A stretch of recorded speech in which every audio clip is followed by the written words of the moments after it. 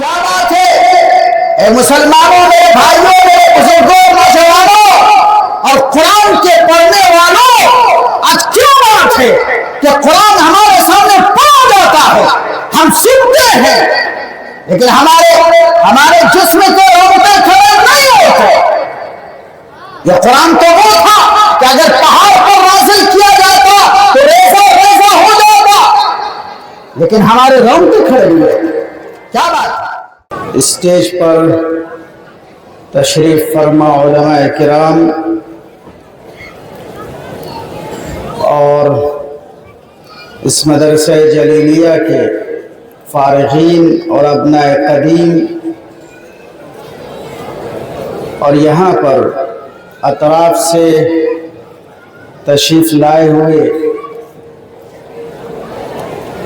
ہمارے معززین، آج کا یہ پروگرام جس کا موضوع دستار بندی ہے، اس پروگرام میں انشاءاللہ اصل خطاب اور اصل تقریر ابھی کچھ دیر کے بعد استاذ الاساتذہ دارالعلوم ندوۃ العلماء کے کلیۃ الدعوت والاعلام کے عمید، معروف خطیب، داعی اور شاعر حضرت مولانا محمد خالد غازی پوری ندوی دامت برکاتہم، انشاءاللہ وہ خطاب فرمائیں گے اور آپ سنیں گے اور مستفید ہوں گے۔ میں چند باتیں آپ کے سامنے عرض کروں گا۔ موضوع قرآن ہے اور دستار بندی ہے۔ جہاں تک قرآن یاد کرنے اور کرانے کی فضیلت ہے، تو اس سلسلے میں اللہ کے رسول صلی اللہ علیہ وسلم سے متعدد احادیث مروی ہیں، اور آپ نے ان احادیث کو سنا بھی ہوگا۔ حضرت علی سے روایت ہے کہ اللہ کے رسول صلی اللہ علیہ وسلم نے فرمایا، من قرأ القرآن فاستظہرہ، جس نے قرآن پڑھا اور قرآن کو زبانی یاد کیا، فأحل حلالہ وحرم حرامہ، اور پھر قرآن میں جو احکام دیے گئے ہیں اس پر عمل کیا، حلال کو حلال سمجھا اور حرام کو حرام سمجھا، ادخلہ اللہ الجنہ، تو اللہ اس کو جنت میں داخل فرمائے گا۔ اور یہی نہیں بلکہ اللہ کے رسول صلی اللہ علیہ وسلم نے مزید فرمایا کہ وَشَفَّعَهُ فِي عَشَرَةٍ مِّنْ أَهْلِ بَيْتِهِ كُلُّهُمْ وَجَبَتْ لَهُ النَّارُ، کہ اللہ تعالیٰ اس حافظ قرآن کی برکت سے اس کے گھر کے ایسے 10 افراد کو بخش دے گا جن پر جن کے لیے جہنم کا فیصلہ ہو چکا تھا۔ یہ ترمذی کی روایت ہے۔ تو یہ کتنی بڑی فضیلت ہے، ایک حافظ قرآن کے لیے بشارت ہے کہ اللہ تعالیٰ نے فرمایا ادخلہ اللہ الجنہ، اللہ اسے جنت میں داخل فرمائے گا، لیکن شرط کیا ہے؟ فأحل حلالہ وحرم حرامہ، تو جہاں یہ خوشخبری بھی ہے اور بشارت بھی ہے، وہیں یہ ایک ذمہ داری بھی ہے، اور اسی ذمہ داری کی طرف اس حدیث میں اشارہ کیا گیا کہ وہ اس کے حلال کو حلال سمجھے اور اس کے حرام کو حرام سمجھے، یعنی اس پر عمل کرے۔ تو خود اس کے لیے بشارت ہے اور اس کے گھر والوں کے لیے بشارت ہے، خوشخبری ہے۔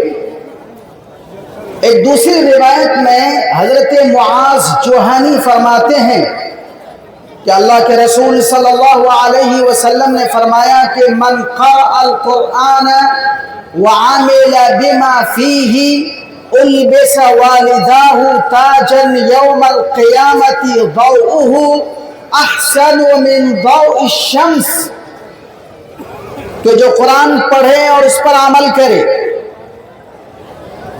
میں خاص طور سے ان نوجوانان سے اور اس مدرسے کے فارغین سے اور جو دستار بندی کے لیے آئے ہوئے ہیں، خاص طور پر میں ان کی توجہ مرکوز کرنا چاہتا ہوں کہ جو اتنی بڑی انہوں نے فضیلت حاصل کی ہے تو اس فضیلت کے ساتھ ذمہ داری بھی ہے.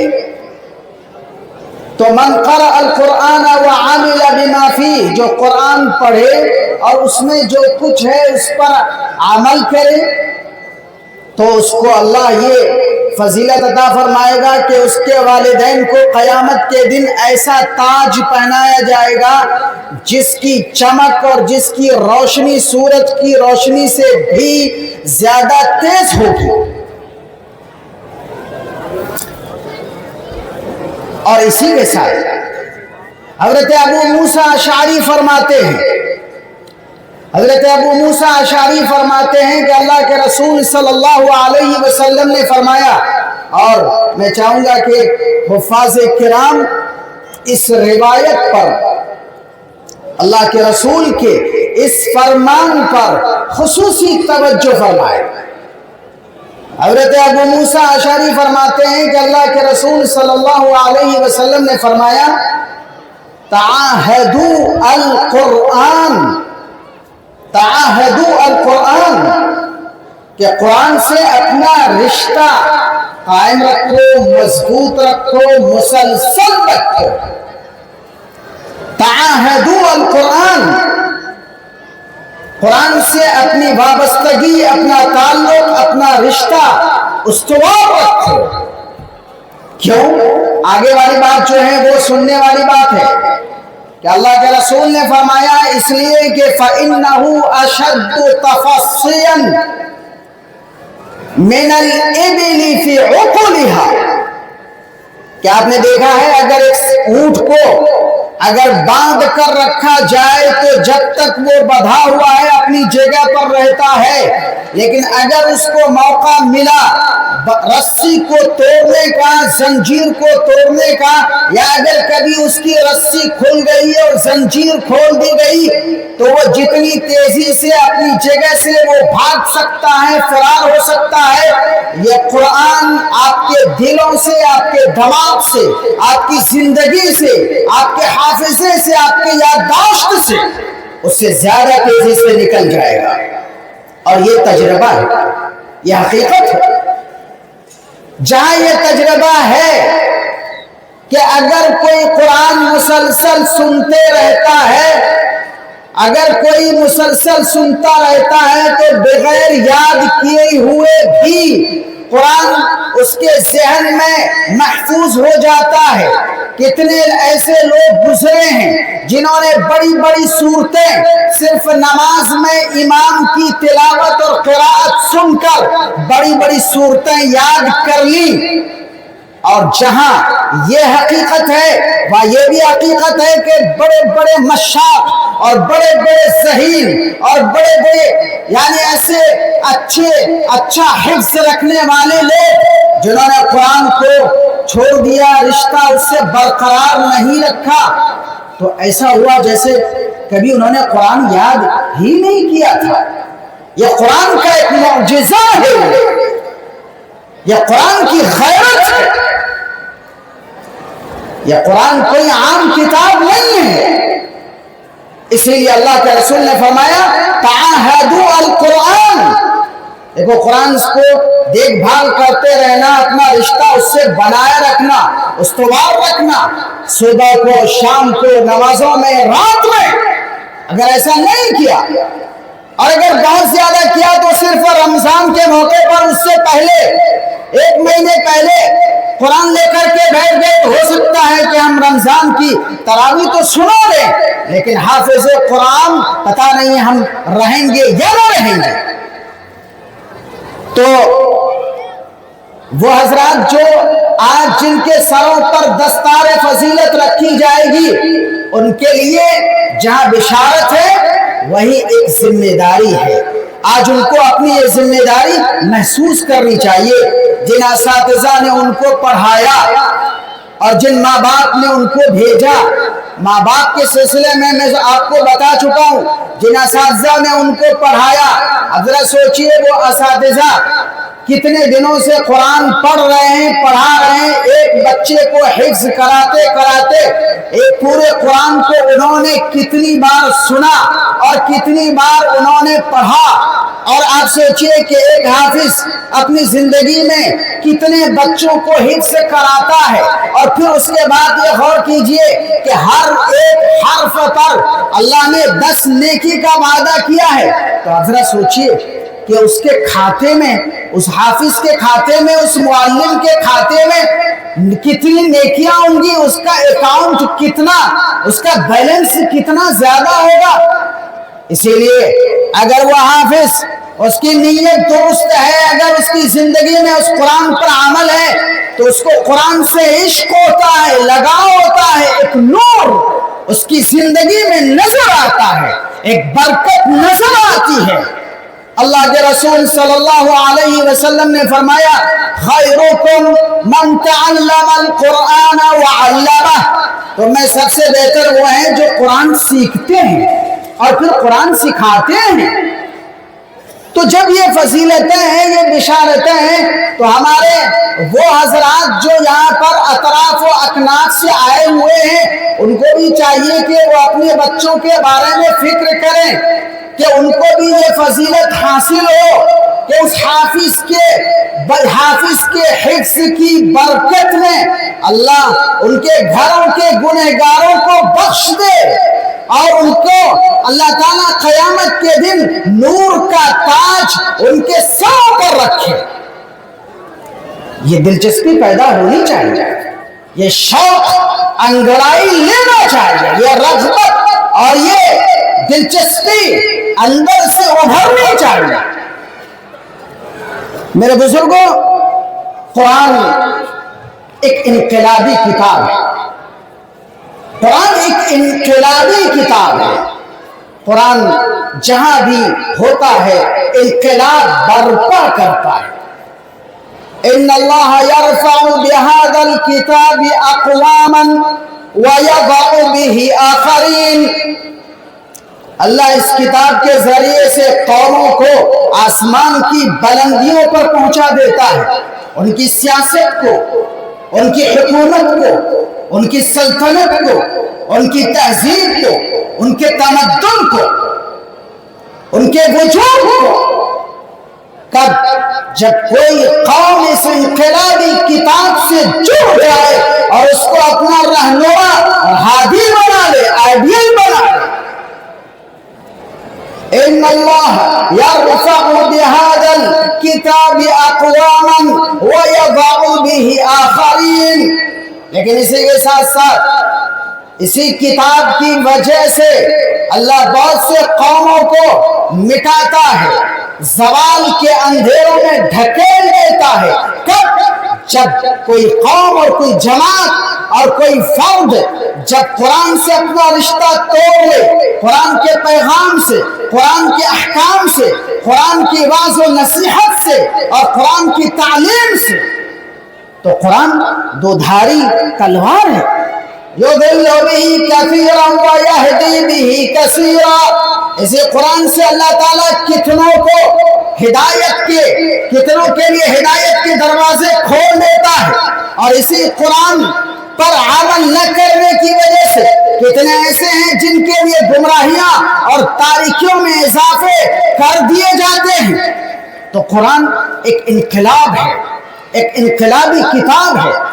قرآن کے الفاظ انقلابی، قرآن کے معانی انقلابی، قرآن کے احکام انقلابی، قرآن کے قصے انقلابی، قرآن کے خبریں انقلابی، ہر ایک چیز میں ایک انقلاب ہے۔ اگر اس کے تمام پہلوؤں کو بیان کیا جائے تو یہ کہنے کی ضرورت نہیں ہے، اور یہاں پر اکثر بہت سے علماء اور اہل علم بیٹھے ہوئے ہیں، یہ کہنے کی ضرورت نہیں کہ اس کے لیے کتنے جلسے ایسے ہوں گے جو ناکافی ہوں گے۔ اس لیے میں یہاں پر صرف یہ عرض کرنا چاہتا ہوں کہ قرآن کے معنی، مضامین، احکام اور تعلیمات اور قرآن کی خبریں اور قصے اور قرآن کے ماضی کے واقعات اور حال کی تفصیلات اور مستقبل کے جو پیشین گوئیاں ہیں وہ سب میں ایک انقلاب ہے۔ لیکن اگر صرف قرآن کے الفاظ کو لے لیجئے تو اس میں بھی انقلاب ہے، اس میں بھی انقلاب ہے، زندگی بدل کر رکھ دیتا ہے، حالت تبدیل ہو جاتی ہے، لوگوں کے رونگٹے کھڑے ہو جاتے ہیں۔ کیا آپ نے نہیں سنا کہ عبداللہ بن مسعود رضی اللہ تعالی عنہ مکے میں کعبے کے صحن میں کھڑے ہوئے اور انہوں نے پڑھنا شروع کیا سورہ رحمان، اور کن کے سامنے پڑھنا شروع کیا؟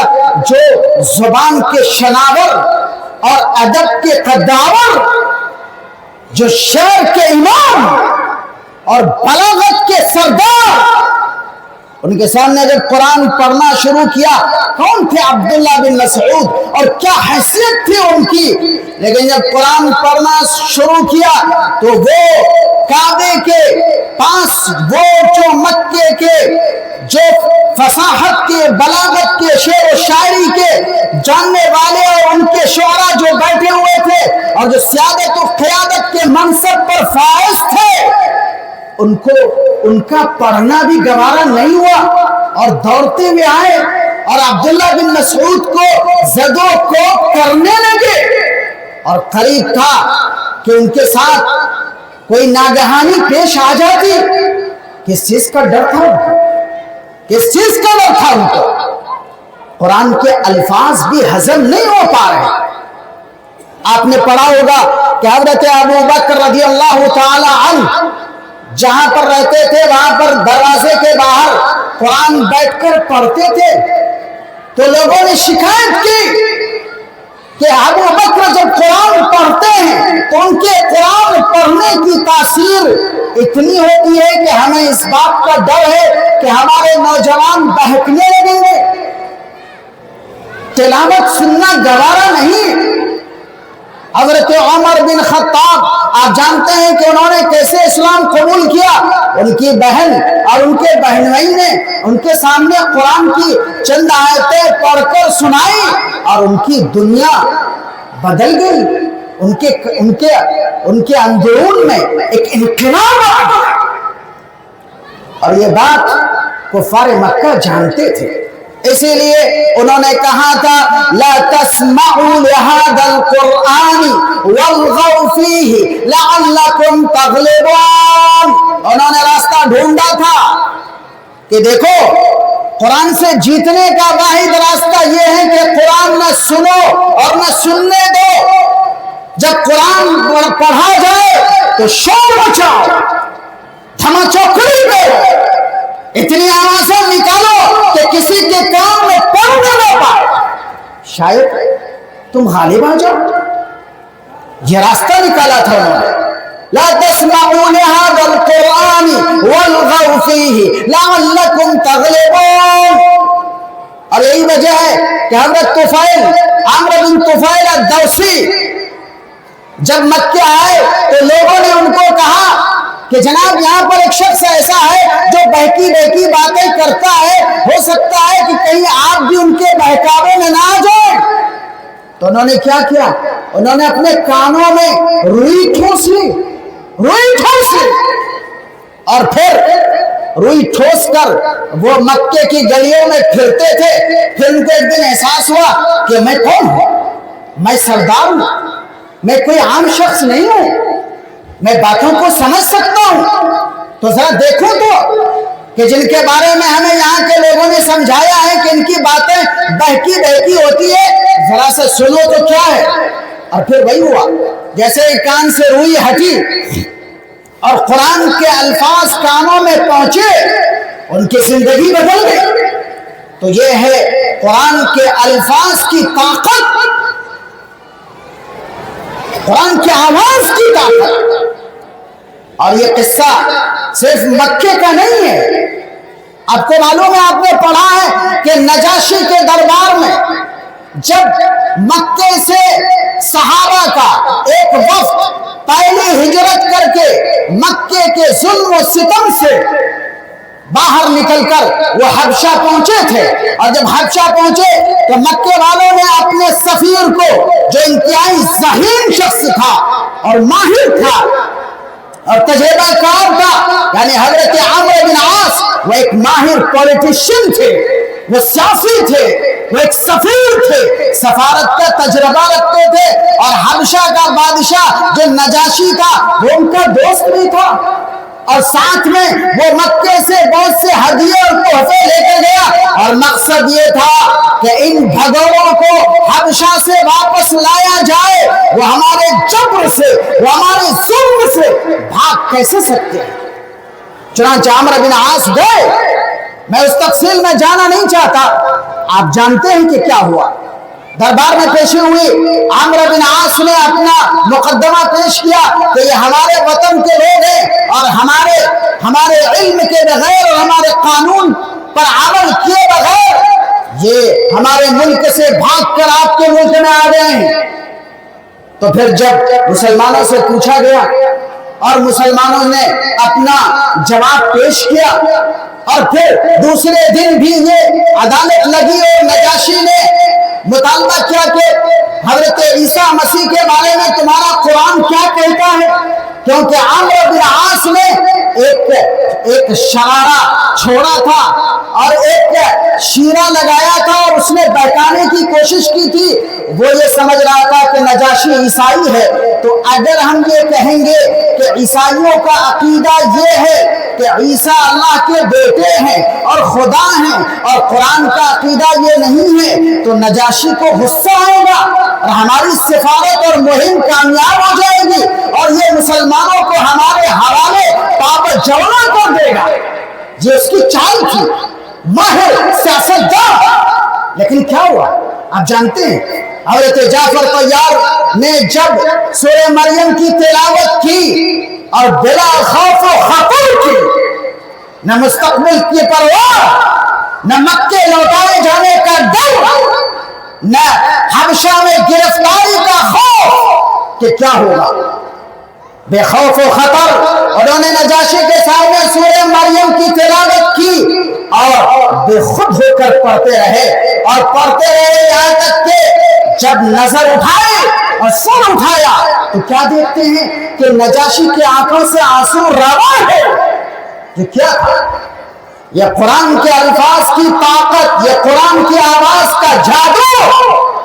اور آج کے اس سوشل میڈیائی دور میں تو آپ نے دیکھا ہوگا کہ یورپ میں بہت سے ایسے نوجوان اور دین اور غیرت اور اللہ ان کے رسول سے محبت اور قرآن سے عشق سے ایسے مالا مال اور سرشار ہیں کہ وہ روڈ کی سڑکوں پر کھڑے ہو کر قرآن پڑھنا شروع کر دیتے ہیں، وہ میٹرو میں پڑھنا شروع کر دیتے ہیں۔ اور آپ یقین مانیے، وہ جو صبح شام میوزک پر تھڑکنے والے اور شراب کے نشے میں دھت رہنے والے اور ڈرگس کے عادی اور مجرم، جب کوئی نوجوان ان کے سامنے قرآن پڑھتا ہے تو وہ ٹھٹک جاتے ہیں، وہ ٹھہر جاتے ہیں، تھوڑی دیر کے لیے ان کا وجود ایک الگ دنیا میں منتقل ہو جاتا ہے۔ کتنے لوگ ایسے ہیں میں نے دیکھا ہے کہ ان کے ساتھ تجربہ کیا گیا، اور وہ تجربہ یہ تھا کہ ان کے کان میں ایک لیڈ لگائی گئی اور موبائل سے یا کسی بھی آلے سے ان کو تلاوت سنائی گئی، اور جب تلاوت سنائی گئی اور پھر کان سے ان کے وہ آلہ لیڈ ہٹایا گیا اور ان سے پوچھا گیا آپ کی فیلنگ کیا ہے، آپ کی فیلنگ کیا ہے؟ 99% لوگوں کا جواب تھا کہ مجھے سکون ملا، دل کو سکون، روح کو سکون، جسم کو سکون۔ آخر کیوں نہ ہوگا؟ اس لیے کہ قرآن اور انسان کی فطرت دونوں کا مالک ایک ہے، وہ خدا۔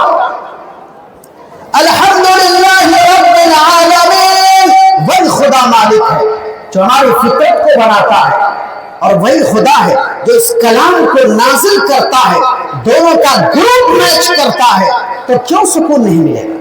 ایک ابدی سکون، ایک روحانی سکون، ایک خدائی سکون، ایک لاہوتی سکون جو ان کو ان کے تھیٹروں میں نہیں ملتا، جو ان کے شراب کے اڈوں میں نہیں ملتا، جو ان کے بار میں نہیں ملتا۔ وہاں اگر کچھ ملتا ہے تو اس کا انجام ہے خودکشی۔ یہ ان کی تہذیب کی حقیقت ہے۔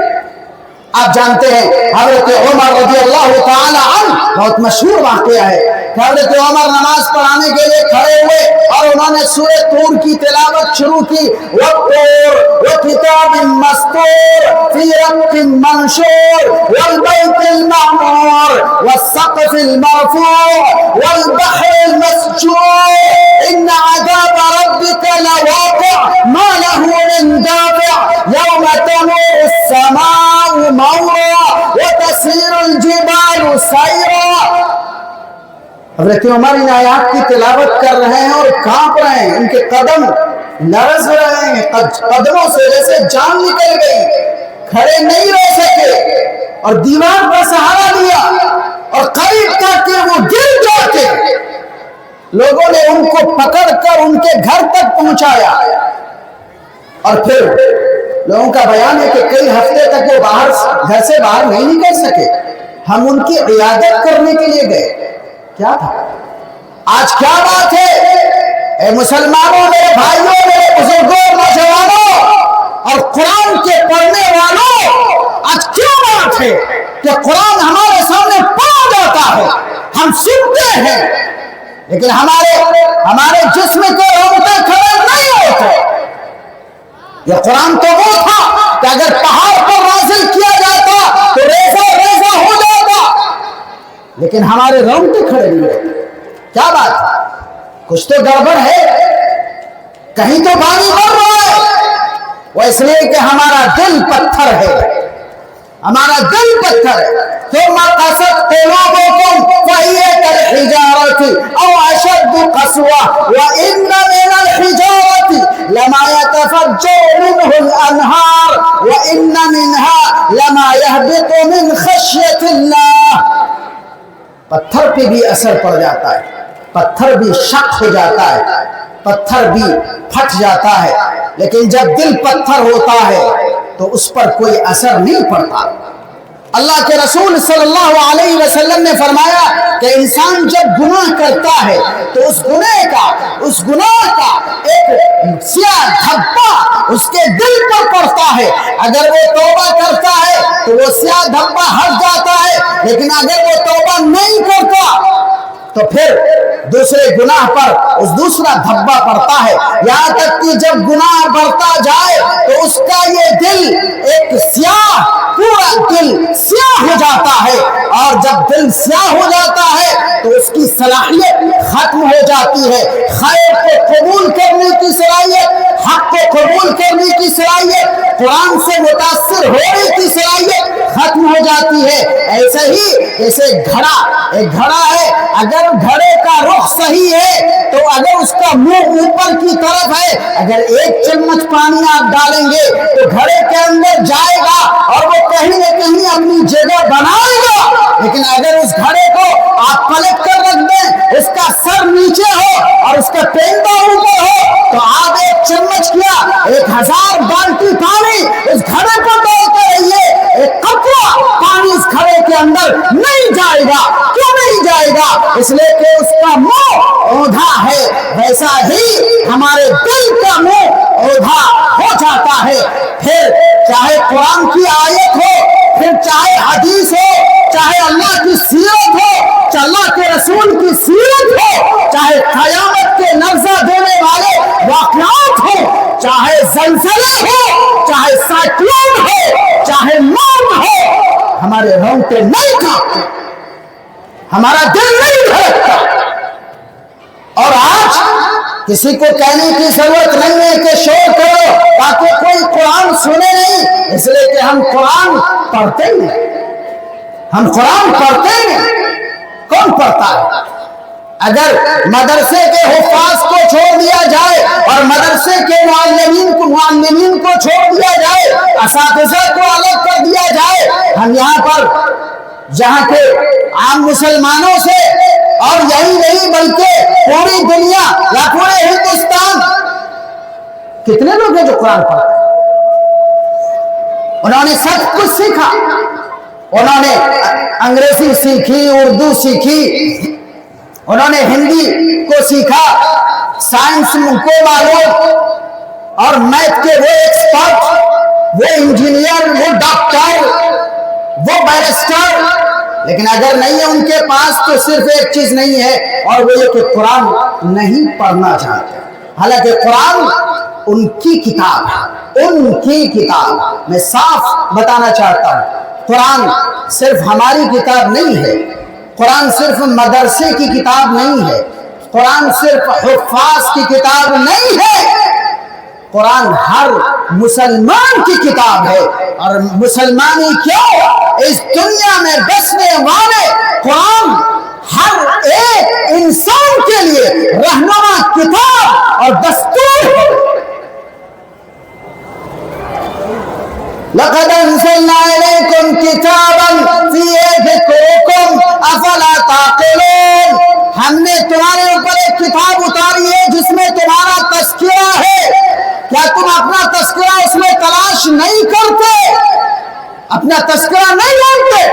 ایک صحابی تھے، ایک تابعی تھے، احنف بن قیس، انہوں نے جب یہ آیت سنی تو وہ قرآن لے کر بیٹھ گئے اور اپنا تذکرہ ڈھونڈنے لگے کہ کہاں میرا تذکرہ، مختلف جماعتوں کے پاس سے گزرے اور آخرکار ان کو اپنا تذکرہ ملا کہ کہاں تھا ان کا تذکرہ۔ آج میں اپیل کرتا ہوں یہاں کے باشندوں سے اور یہاں کے ہم اپنے مسلمان بھائیوں سے اور بہنوں سے اور خواتین اور ماں سے کہ وہ وضو کر کے قرآن کو لے کر ذرا بیٹھیں، کوشش کریں۔ آپ کی زبان اٹکتی ہے کوئی بات نہیں، اگر آپ کو پڑھنے میں تکلف ہوتا ہے، پریشانی ہوتی ہے، کوئی بات نہیں، اگر آپ صرف آدھا صفحہ پڑھ پاتے ہیں کوئی بات نہیں، آپ آدھا صفحہ پڑھیے۔ ایک حرف پر 10 نیکیوں کا وعدہ ہے، اور یہ تو وعدہ ہے، اگر اس پر اور بڑھانا چاہے تو اس پر انکار نہیں ہے۔ اللہ چاہے تو 10 کے بدلے میں 10 لاکھ نیکیاں دے سکتا ہے۔ تو میرے بزرگوں، یہ تو قرآن کے تعلق سے وہ باتیں تھی جو ضروری باتیں میں نے آپ کے سامنے پیش کی۔ میں نے اپنی گفتگو کے آغاز میں سورہ کہف کی ایک آیت کی تلاوت کی۔ میں چاہتا ہوں کہ جو یہاں پر ہمارے خاص طور پر نوجوان ہیں اور جو مدرسے سے آئے ہوئے نوجوان ہیں، وہ آئندہ زندگی میں قدم رکھیں گے، اور جب قدم رکھیں گے تو قرآن سے وہ رہنمائی طلب کریں گے۔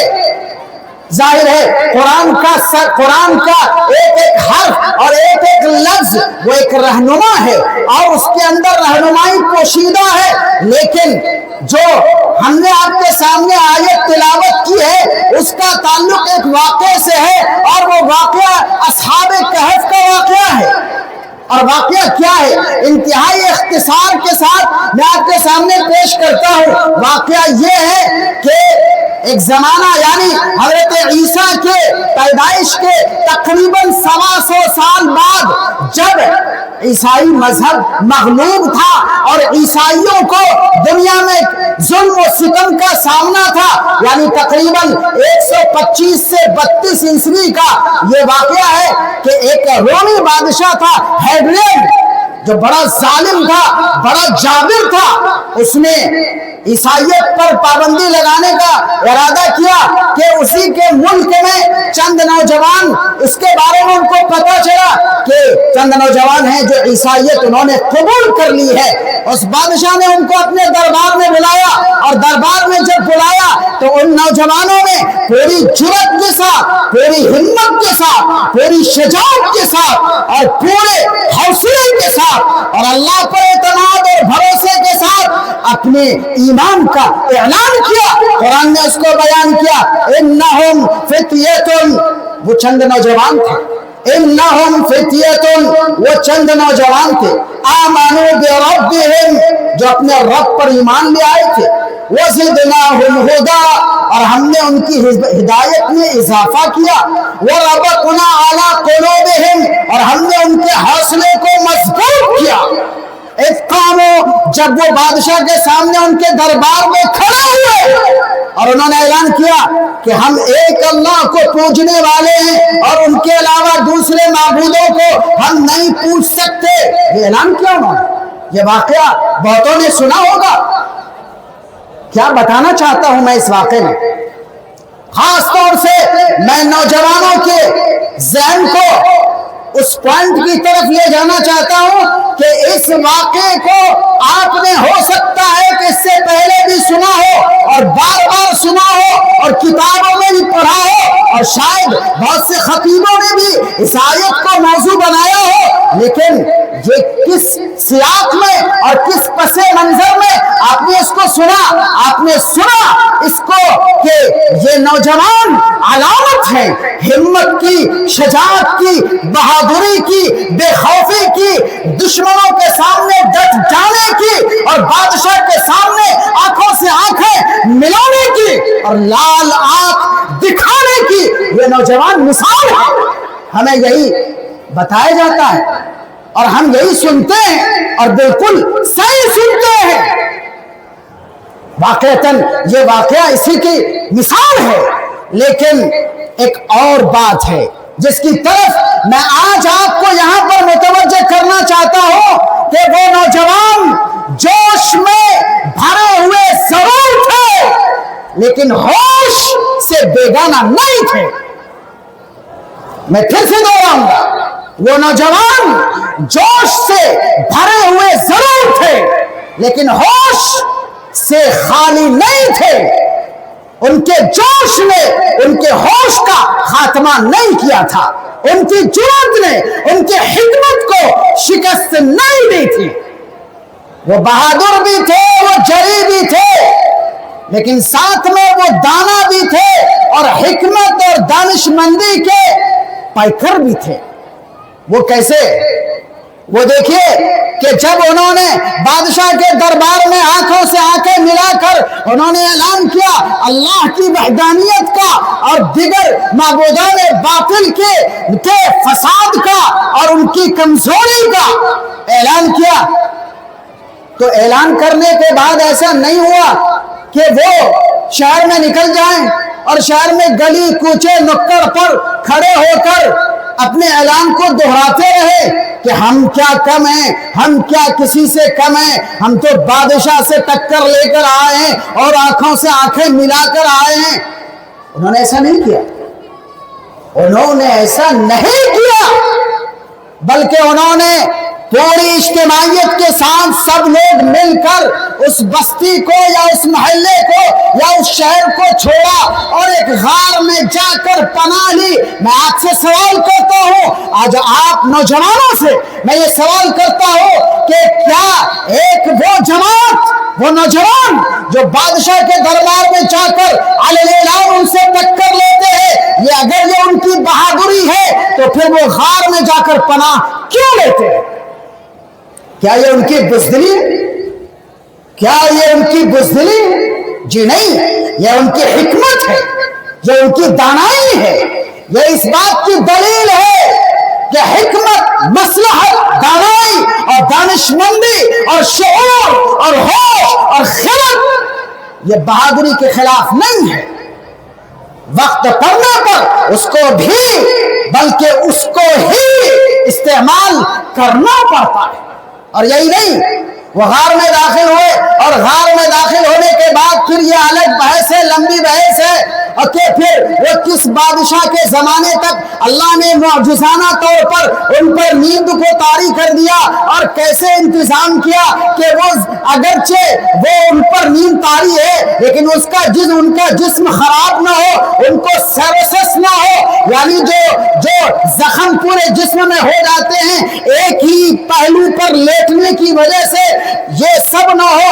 आप पढ़ने वाले जानते हैं कि अल्लाह ने किस तरह उसका इंतजाम किया और फिर शमसी 300 साल और कमरी 300 309 साल ये भी एक एजाज है जो कुरान ने उस जमाने में बयान किया जब लोग हिसाब नहीं जानते थे, जब कैलेंडर नहीं था और जब साइंस की एस से सीन से लोग वाकिफ नहीं थे। कुरान ने कहा था कि शमसी लिहाज से वो 300 साल और कमरी लिहाज से 309 साल उस गार में रहे और फिर एक हिकमत के तहत अल्लाह ने उनको दोबारा बेदार किया। ये पूरी कहानी किताबों में है, मैं उस तफसील में नहीं जाना चाहता। मैं सिर्फ ये आपसे पूछना चाहता हूं कि जब वो गार में बेदार हुए तो आपस में गुफ्तगू हुई और फिर भूख का एहसास हुआ तो उन्होंने क्या कहा? मैंने जो आयत पढ़ी, फबासु अहदकुम बिवरक़िकुम हादिही इलल मदीना, अपने साथियों में से किसी को ये सिक्का लेकर, चांदी का सिक्का लेकर शहर भेजो ताकि वो खाना लाए। मैं आपसे पूछना चाहता हूं कि 300 साल पहले जब वो गार में दाखिल हुए थे, वो अल्लाह के तवक्कुल, अल्लाह पर तवक्कुल के लिए वो आइडियल थे, वो मॉडल थे, रोल मॉडल थे वो। लेकिन जब गार में गए थे तो जेब में उनके सिक्का मौजूद था और ये सिक्का उनके तवक्कुल के खिलाफ नहीं था। असबाब, हालांकि हमारे पास वक्त महदूद है इसलिए मैं इसी वाक़े पर अपनी बात खत्म करूंगा, वरना मैं आपको बताता कि तकदीर क्या है और तदबीर क्या है। आज हमारे नौजवानों में, हमारी तहरीकात में, हमारी तंजीमों में, हमारे इदारों में और हमारी जमातों में, हमारी सरगर्मियों में ये एक अजीब तरह की अफरा तफरी है, बेअतदाली है। कोई इस पर जोर देता है कि अगर तुम असबाब इख्तियार नहीं करोगे तो आगे नहीं बढ़ सकते, जैसे असबाब न हुए बल्कि खुदा हो गए। और कोई ये कहता है कि जब तक तुम अपने ईमान को मजबूत नहीं करोगे असबाब कोई काम नहीं देंगे। दोनों बातें अपनी जगह दुरुस्त है, न कोई एक सही है और दूसरा गलत, दोनों बातें अपनी जगह सही है, लेकिन उसके लिए सही नुक्ता नजर की जरूरत है। तो उन्होंने अपने एक साथी से कहा कि चांदी का सिक्का लो और बाजार जाओ, और आगे जो बात कही मैं उस पर भी आपकी तवज्जो चाहता हूं। क्या कहा? फलियंजुर अय्युहा अस्का तामन, और असबाब इख्तियार किया है लेकिन ईमान का सौदा नहीं किया है, गैरत का सौदा नहीं किया है, शरीयत के मुकाबले में किसी और चीज को तरजीह नहीं दी है, गार में पनाह ली है लेकिन शरीयत से दस्तबरदार नहीं हुए हैं। उन्होंने कहा अपने साथी को कि जाना तो देखना वो खाना ले लाना जो सबसे ज्यादा पाकीज़ा हो। पाकीज़ा का क्या मतलब? हाँ, यकीनन नफीस हो, यकीनन इसमें लज्जत हो, लेकिन उससे भी ज्यादा बढ़कर वो हलाल हो। हलाल का इत्मीनान है। लेकिन आगे जो बात कही जा रही है वो ये देखो, हलाल जरूर तलाश करना लेकिन बड़ी महारत के साथ, बड़ी लताफत के साथ और बड़ी चालाकी के साथ और बड़ी नरमी के साथ और बड़ी हिकमत और बसीरत और फिरासत के साथ, कि ऐसा ना हो कि हलाल ढूंढने के चक्कर में दुश्मन तुमको, तुम्हारी बू सूंघ ले और तुमको महसूस न कर ले। अगर वो तुमको पा लेंगे, क्योंकि वो ये समझ रहे थे कि ये वही दौर है जब दुनिया उनके खिलाफ थी, अगर वो तुमको वो पा लेंगे तो जाहिर है तुमको अपने दीन से बर्गश्ता करेंगे और दीन से फेर देंगे, और अगर ऐसा हुआ तो हम नाकाम होंगे। एक तरफ हलाल की तलाश भी है और दूसरी तरफ दानिशमंदी और फिरासत और बसीरत से काम लेने की तलकीन भी है। यही वो जरूरत है जो आज हमारे नौजवानों को, हमारी तहरीकात को, तंजीमों को और इदारों को इस बात को सोचने की जरूरत है और इसको अपनाने की जरूरत है। अल्लाह हमें इसकी तौफीक अता फरमाए और कुरान से जुड़ने की तौफीक अता फरमाए। व आखिर दावाना अनिल हम्दुलिल्लाहि रब्बिल आलमीन।